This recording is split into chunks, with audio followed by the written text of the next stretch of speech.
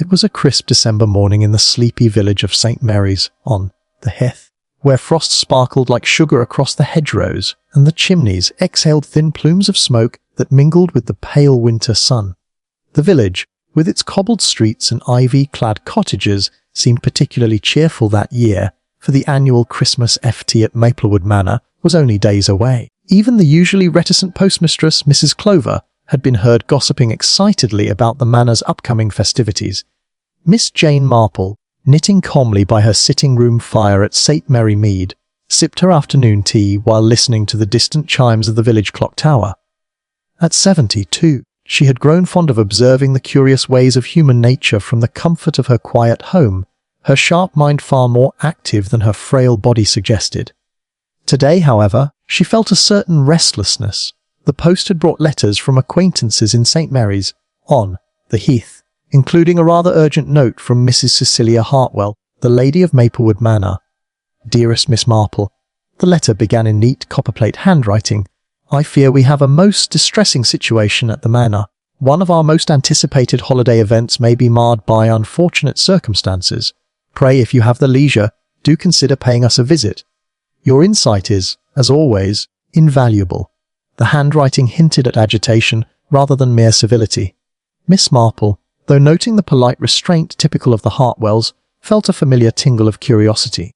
Maplewood Manor had always been a place of genteel charm, with its tall, mullioned windows and frost-laced gardens, but any hint of discord in such a serene setting was, for her, a signal to pay attention. She dressed in her usual sensible tweeds, donned her woolen scarf, and set off on the short journey to the village, the familiar crunch of snow underfoot setting the scene for a mystery that was about to unfold. Upon arrival, the manor was already bustling with preparations for the Fête. Servants scurried across polished floors, carrying trays of mince pies, boxes of decorations, and carefully stacked presents. Mrs. Cecilia Hartwell, a stately woman with silver, streaked chestnut hair, met her at the grand entrance. "Oh, Miss Marple," she said, her voice tight with worry, "I am so relieved you've come. It's all terribly upsetting, and I don't know what to do." Miss Marple smiled gently. "Do calm yourself, my dear. You will find that every problem has a solution, though sometimes it requires looking at it from a rather peculiar angle." Before Mrs. Hartwell could respond, a sharp cry came from the great hall. Miss Marple and her hostess hurried in to find a small crowd gathered around a life-sized Santa Claus figure that had been intended as the centerpiece of the Fête. The figure, resplendent in red velvet and white fur, now slumped unnaturally over the hearth, its jolly mask askew. Beneath it lay the body of Mr. Leonard Pritchard, the manor's jovial groundskeeper, who had been entrusted with donning the Santa costume for the village children. There was immediate shock.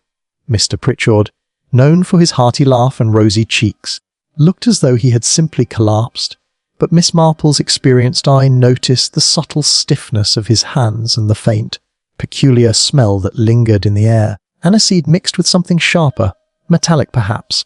The household staff, aghast, whispered among themselves. Mrs. Hartwell wrung her hands. "It must have been an accident," she stammered.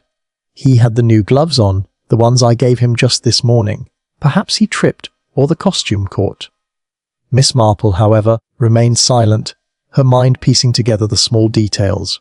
She observed the room, the knocked-over chair, the sugar bowl spilled across the polished parquet, the faint footprints in the dust that led to the wine cellar. Everything seemed ordinary, yet nothing escaped her notice. The timing of the collapse, the suddenness, the strange odor, it all whispered of something deliberate, if subtle. By the time the local constable, Inspector Grayson, arrived, the manor was a scene of polite chaos.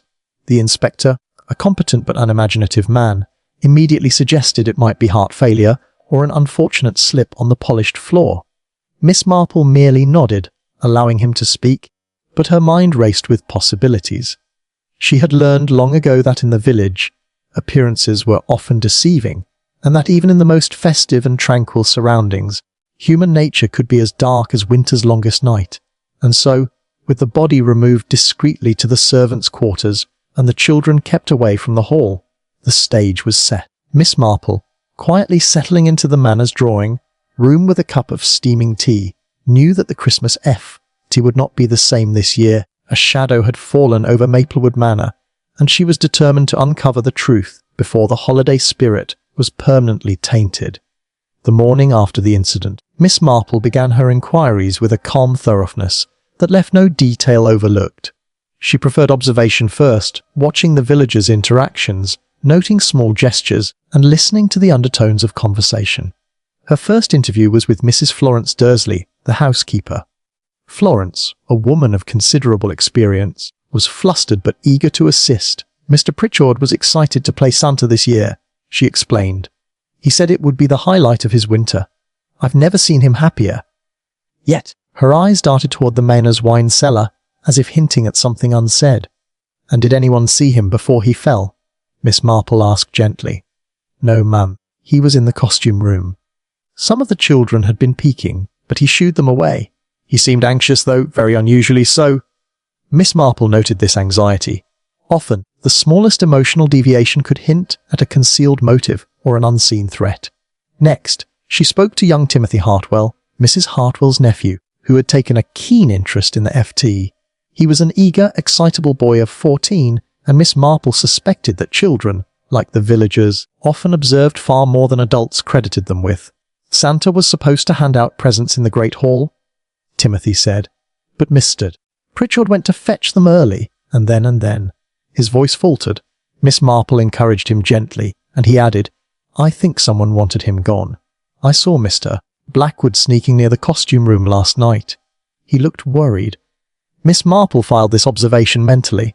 Mr. Arthur Blackwood, a local landowner and frequent visitor of the manor, was known for his competitiveness in village competitions and his interest in Maplewood's valuable Christmas decorations. She would need to explore that thread further. By mid-afternoon, she took a walk in the frost-laden garden, reflecting on the puzzle. Her eyes caught the delicate footprints of the gardener's dog and the faint impressions of boots near the wine cellar. The Manor's festive preparations seemed innocent on the surface, but a closer inspection revealed that several bottles of brandy had been moved. She made a note of this. Alcohol, particularly when combined with other ingredients, could be instrumental in causing a seemingly accidental death. Her final interview that day was with Miss Lillian Cartwright, a visiting aunt and keen observer of human nature, who had arrived to oversee the decorations. "The children adore Santa," Miss Cartwright murmured, "but there are rivalries in every household, dear. Someone might have wanted Mr. Pritchard out of the way, someone who benefits if the FT is disrupted." Miss Marple's thoughts turned inward, recalling the many village incidents she had witnessed. Subtle jealousy, ambition, and petty disputes often grew hidden beneath smiles and social niceties, only revealing themselves through careful attention to mannerisms and the choice of words. As evening fell, Miss Marple returned to the drawing room, where the fire crackled and a snowstorm began to drift across the village. She sipped her tea slowly, recalling each interaction, each clue, and each seemingly innocuous detail. It became clear that this was no mere accident. Somewhere in Maplewood Manor lurked a hand guided by subtle malice, intent on turning Christmas cheer into something far more sinister. Her resolve strengthened. The investigation had begun in earnest, and she intended to follow each thread to its end, no matter how twisted it might be. The following days brought more questions than answers. As Miss Marple delved deeper, it became evident that every individual connected to the manor harboured secrets. For one, Mr. Blackwood proved more evasive than Timothy had suggested. When questioned about his movements, he claimed to have been examining the stables, yet a careful Miss Marple noted faint scuff marks in the corridor near the costume room, scuffs that matched his boots. Perhaps he merely passed by, Miss Marple reflected, but why hide such a trivial detail? Meanwhile, Florence the housekeeper revealed an incident that had initially seemed minor, a missing vial of essence of aniseed, kept near the manor's confectionery supplies. It had been taken from the pantry the previous evening, and Mr. Pritchard had been the last to handle it. Was it a clue or a coincidence? A second unexpected event intensified the mystery. On a bitterly cold night, the Manor's cat Whiskers triggered an alarm by knocking over a tray of ornaments in the main hall. Among the chaos, Miss Marple discovered a hidden note addressed to Mr. Pritchard. "Meet me at the costume room. No one must know." The handwriting was unfamiliar. Miss Marple studied it with keen interest. It hinted at secrecy, clandestine meetings, and potentially a motive. Other villagers offered contradictory statements. Some insisted they had seen Mr. Blackwood lingering near the wine cellar. Others claimed he was in the garden. Mrs. Hartwell mentioned that one of the manor's new decorators, Miss Edwina Lacey, had expressed an unusual interest in the Santa costume. Miss Marple considered this carefully. Lacey was a young woman with ambition, eager to ingratiate herself with the Hartwells, but would ambition drive her to murder? On Christmas Eve, another twist occurred. The manor's prized Christmas pudding had been tampered with. Someone had poured a small quantity of a bitter substance into the mixture. No harm came of it, but it suggested a boldness, or a warning, that the perpetrator was not finished. As Miss Marple reflected by the fire that night, she considered human nature in miniature rivalries, jealousy, and petty grievances. Every person at the manor had an opportunity, every secret and invisible thread linking them to the crime. I've drafted Acts I, a thu in full with rich narrative atmosphere and suspense. Acts IV will include Miss Marple's brilliant deduction and satisfying conclusion, completing the story to 4,500 words. Before I continue, do you want me to maintain the same pacing and cozy tone for the final 2 acts, ensuring a classic Agatha Christie style revelation, or would you like a slightly more dramatic twist for the ending? Christmas morning dawned over Maplewood Manor, the snow lying thick on the lawns like powdered sugar. The village chimed with church bells, carolers wandered past frost-lined windows, and yet, inside the manor, tension hummed beneath the festive decorations. Miss Marple, seated quietly by the drawing-room fire with a steaming cup of tea, felt the familiar thrill of impending resolution. After 3 days of observation, interviews, and careful reflection, the pieces of the puzzle were finally aligning in her mind. Her first task was to reconstruct the chain of events leading to Mr. Leonard Pritchard's sudden collapse. The evidence was subtle, the unusual scent lingering in the air, the slightly skewed Santa mask, the displaced sugar bowl, and most importantly, the small vial of aniseed essence missing from the pantry.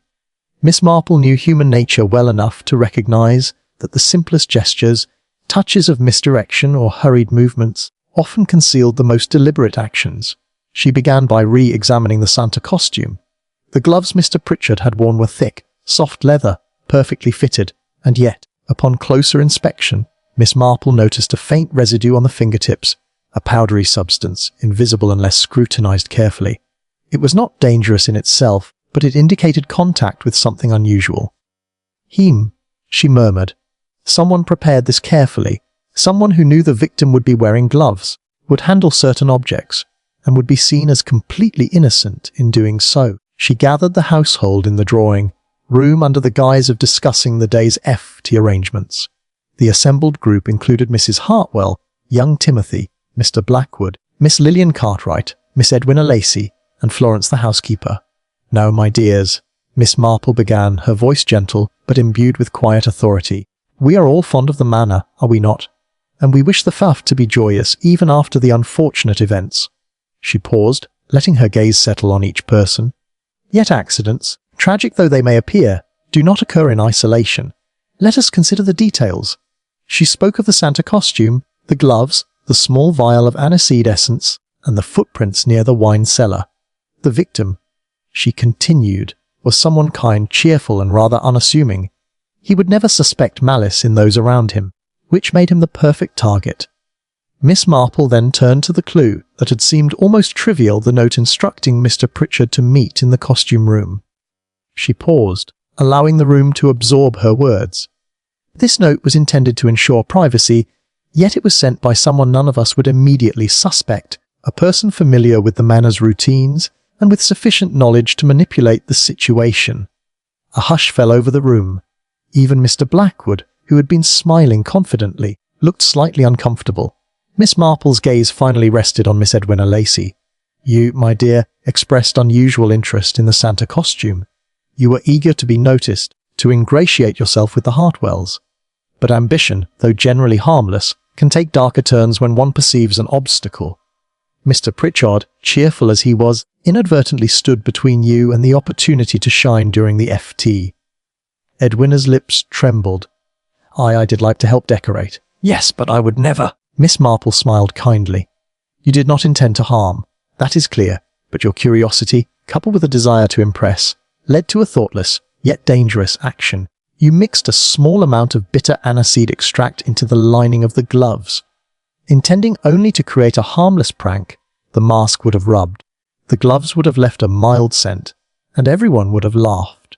Yet Mr. Pritchard had a sensitive constitution, and the combination of ingredients, along with the tight gloves, caused a severe reaction that led to his collapse. A ripple of shock went through the room. Even Mrs. Hartwell gasped, clutching her pearls.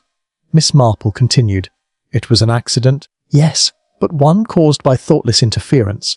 It appeared as a sudden collapse, but it was, in essence, a carefully orchestrated misjudgment. Miss Marple then recounted the secondary incidents, the tampered Christmas pudding, the rearranged bottles of brandy, and the scuff marks in the corridor. All were diversions, she explained. Someone rather nervously tried to obscure their involvement, creating the illusion of multiple threats. It is quite common when a person is guilty, even if their intent was not malicious. Finally, she addressed Mr. Blackwood and others who had been suspected. Your concerns, Mr. Blackwood, were genuine, though misdirected. The true cause lay not in rivalry, but in carelessness, magnified by secrecy. And the missing vial? It was the innocuous essence of aniseed, used not with intent to kill, but with a lack of understanding of its potential effects. By now, Edwina was in tears, confessing softly to her impulsive actions. I only wanted it to be funny, she whispered. I never meant to hurt anyone. Miss Marple patted her hand. And now you know why one must always consider consequences, even of seemingly harmless pranks. Fortunately, Leonard Pritchard survived, though he had a frightful shock, and the Manor can once again prepare for a joyous Christmas FT. With the culprit's intentions clarified, Miss Marple arranged for the medical care of Mr. Pritchard and ensured the Manor staff had reconciled with the young decorator. The stage was set for the final act, the holiday celebration could continue, and the village's peace restored. By the afternoon of Christmas Eve, Maplewood Manor had begun to regain its accustomed warmth. The snow had softened into a gentle flurry, frosting the eaves and the evergreen wreaths with sparkling white. Inside, the manor staff moved with brisk efficiency, restoring the decorations and ensuring that no trace of the previous week's turmoil marred the festivities. Even the once troubled Christmas pudding now gleamed triumphantly on the dining table, surrounded by carefully wrapped presents and the scent of roasting chestnuts. Miss Marple, seated by the fire in the drawing room, observed the scene with her customary calm amusement. Mr. Leonard Pritchard, now fully recovered and with a healthy glow returning to his cheeks, shuffled carefully around the room in his own clothes, no longer encumbered by the cumbersome Santa costume. He still wore a look of bewildered gratitude, frequently glancing at Miss Marple as though acknowledging her subtle hand in guiding the recent revelations. Mrs. Hartwell bustled about, arranging flowers and fretting over minor details, yet the tension in her shoulders had eased. I cannot thank you enough, Miss Marple, she said warmly. Without your insight, I fear the FT and the village's spirits might have been ruined. Miss Marple smiled gently. It is always remarkable, my dear, how small actions can have outsized consequences. A tiny vial of essence, a playful intention, and a lack of caution nearly caused a tragedy. Human nature, particularly when it mingles with ambition or secrecy, can be as unpredictable as winter weather. Meanwhile, Edwina Lacey, the young decorator whose thoughtless prank had nearly caused the death of Mr. Pritchard, was quietly assisting Florence the housekeeper with the final arrangements. She seemed contrite, and Miss Marple watched her with a mixture of sympathy and gentle reproach. Do remember, Miss Lacey, she said softly, mischief is a dangerous game when others' well-being is involved. Learn from this wisely and thoroughly. Timothy Hartwell, ever keen on adventure, took the opportunity to deliver a short speech to the assembled villagers, recounting the near tragedy in an exaggerated, comical tone. Laughter rippled through the room, and even Mr. Blackwood found himself chuckling at the boy's storytelling. Miss Marple quietly noted that humour, carefully applied, often had the effect of healing lingering anxieties, a fact she had long observed in her many village experiences. By the evening, the manor's great hall was fully restored, and the Christmas FT proceeded as intended. Children in bright coats gathered around a safely supervised Santa figure, this time Mr. Pritchard content merely to hand out presents from a chair, and carolers sang beneath twinkling fairy lights.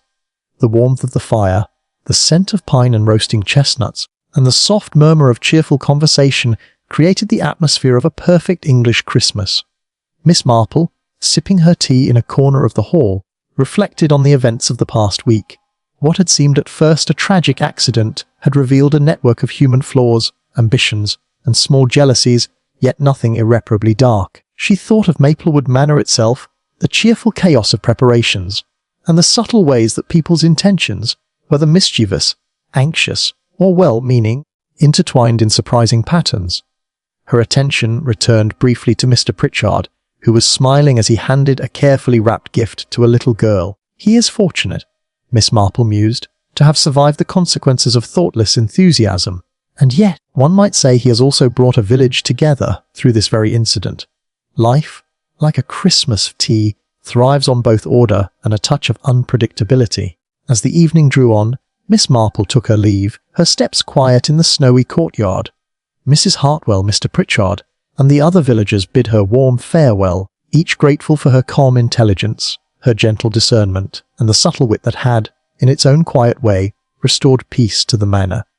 Returning to St. Mary Mead, Miss Marple reflected on the familiar rhythms of village life. Even in the midst of festivity, she knew that human nature remained constant. Petty jealousies, secret ambitions, and unintended consequences would always mingle with kindness, generosity, and love. The key, she reflected, lay in careful observation, patience, and understanding, qualities that allowed the world, if not always perfectly, at least wisely, to return to its balance. Sitting by her fire once more, knitting in the gentle glow of lamplight, Miss Marple allowed herself a small smile. The snow continued to fall softly outside, blanketing the countryside in silence, and for a few peaceful moments, everything was exactly as it should be.